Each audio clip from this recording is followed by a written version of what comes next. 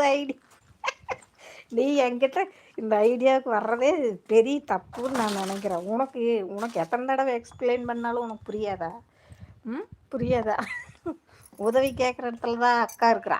குடிக்கிறதுக்கு வேணா வர்ற, கொடுக்குறக்கு ஒன்றும் இல்லை. சரியா? அக்கா வாங்குற இடத்துல இருக்கிறா, கொடுக்குற இடத்துல இல்லை. கொடுக்குற இடத்துல இருந்தேன்னா கண்டிப்பாக ஒரு நாள், தம்பி நீ வா சாமி, உனக்கு என்ன சாமி வேணும், உனக்கு இருந்தா நான் தாரேன் அப்படின்னு நான் சொல்லிடுவேன். சரியா? இப்போ அந்த இடத்துல அக்கா கிடையாது. அதனால் வந்துட்டு நம்ம வெறும் கையில் எப்பவும் முளம் போடக்கூடாது. சரியா? பொய்யான ஒரு நம்பிக்கையை யாருக்கிட்டையும் கொடுக்கக்கூடாது. இருக்குதுன்னா இருக்குது, இல்லைன்னா இல்லைன்னு சொல்லிடணும். இல்லைன்னு சொல்லிட்டோம்னா அடுத்த ஆள் பார்ப்பாங்க.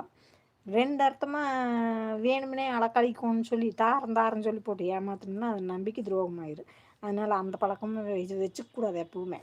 இருக்குதுன்னா இருக்குது, இல்லைன்னா இல்லை. இந்த 2 பதில் தவிர வேறு எதுவுமே பேசக்கூடாது, தேவையில்லாது. சரியா? அடுத்தவங்களுக்கு பொய்யான நம்பிக்கை எந்த அன்னைக்கு தரக்கூடாது.